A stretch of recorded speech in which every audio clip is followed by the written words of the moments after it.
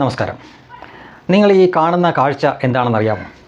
ഇത് ഉത്തർപ്രദേശിലെ ഹാംപൂർ എന്ന സ്ഥലത്ത്, ആ ജില്ലയിലെ അവിടുത്തെ ഒരു MP ഉണ്ട്, പാർലമെൻറ്റ് മെമ്പർ, സമാജ്വാദി പാർട്ടിയുടെ അബ്ദുൾ റഹീമാൻ എന്ന് പറഞ്ഞ MP-യുടെ വീട് ഈ വിവരം കിട്ടിയതിനെ തുടർന്ന് രാത്രിയിൽ റെയ്ഡ് ചെയ്തപ്പോൾ 55ഓളം നിറച്ച ഗ്യാസ് കുറ്റികൾ, അതായത് ഗാർഹിക ആവശ്യത്തിന് ഉപയോഗിക്കുന്ന കുറ്റികളടക്കം 55 എണ്ണം നിറച്ചതും അല്ലാത്തതുമായിട്ടുള്ള നിറയ്ക്കാത്ത കാലിക്കുറ്റികൾ നിരവധിയും അവിടെ നിന്ന് പിടിച്ചെടുത്തു. ഒന്ന് ഓർത്ത് നോക്കുക, ഇറാൻ, ഇസ്രായേൽ, അമേരിക്ക യുദ്ധം നടന്നുകൊണ്ടിരിക്കുന്നു. അതിൻ്റെ ഫലമായിട്ട് ഈ ഹോർമൂസ് എന്ന കടലിലേക്ക് വഴിയാണ് ഈ പാചകവാതകവും മറ്റും വരേണ്ടത്. അവിടെ ചില തടസ്സങ്ങളുണ്ടായിരിക്കുന്നു.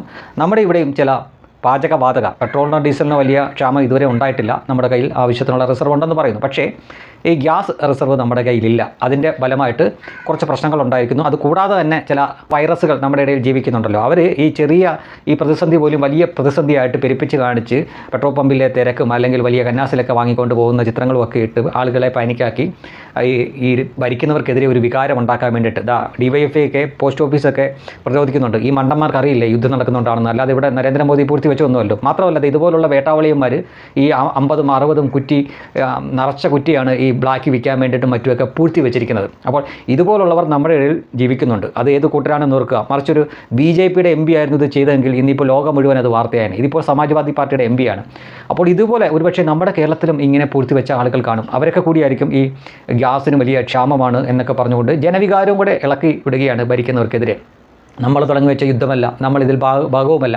സ്വാഭാവികമായിട്ടും എല്ലാ രാജ്യങ്ങൾക്കും ഇതിൻ്റേതായിട്ടുള്ള പ്രതിസന്ധിയുണ്ട്. അതിലൊരു ഭാഗം നമ്മൾ അനുഭവിക്കുന്നു എന്ന് വെച്ചുകൊണ്ട് പോസ്റ്റ് ഓഫീസിൽ പോയിട്ട് അവിടെ പോയി സമരം ചെയ്ത് കഴിഞ്ഞാൽ പോസ്റ്റ് ഓഫീസിൽ ഇരിക്കുന്ന പോസ്റ്റ് മാസ്റ്ററാണോ ഈ ഗ്യാസ് എടുത്ത് കൊടുക്കേണ്ടത്? ഇവന്മാർ ഇത്രയും പൊട്ടന്മാരാണോ എന്ന് എനിക്ക് മറ്റൊരു അവസരത്തിൽ, അതായത് യുദ്ധമൊന്നും നടക്കാത്തൊരു സമയത്താണ് ഗ്യാസിന് ഈ ലഭ്യത കിട്ടാതെ വരുന്നൊരു സമയമൊക്കെ ഉണ്ടാവുന്നതെങ്കിൽ അതിന് നമുക്ക് ന്യായമായിട്ട് പ്രതിഷേധിക്കാം. അത് ഏത് പാർട്ടിയൊന്നുമില്ല, ആർക്ക് വേണമെങ്കിലും പ്രതിഷേധിക്കാം. പക്ഷേ ഇപ്പോൾ എന്താ സംഭവം? ഇപ്പോൾ എല്ലാവർക്കും അറിയാം യുദ്ധം മൂലമാണ് ഇങ്ങനെ ഉണ്ടായെന്ന്.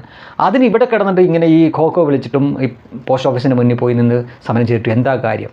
ആളുകൾ നിങ്ങളെ കൂടുതൽ തിരിച്ചറിയുകയുള്ളൂ. അതിനൊപ്പം തന്നെ നിങ്ങളുടെ കൂടെ തന്നെ നിങ്ങൾ പിന്തുണയ്ക്കുന്ന ആളുകൾ ഇതുപോലുള്ള തെമ്മാടിത്തരം കൂടി കാണിക്കുന്നുണ്ട് എന്ന സത്യം ജനങ്ങൾ അറിയണം. ഇതുപോലുള്ളവരും നമ്മുടെ ഇടയിൽ ജീവിക്കുന്നുണ്ട്. നമ്മുടെ രാജ്യം എങ്ങനെയും നശിച്ച് പണ്ടാര മടങ്ങണമെന്ന് പ്രാർത്ഥിച്ച് നടക്കുന്ന കുറേ പിതൃശൂന്യരായിട്ടുള്ള ആളുകൾ നമ്മുടെ ഇടയിലുണ്ട്. അവരെയൊക്കെ നമ്മൾ തിരിച്ചറിഞ്ഞിരിക്കണം.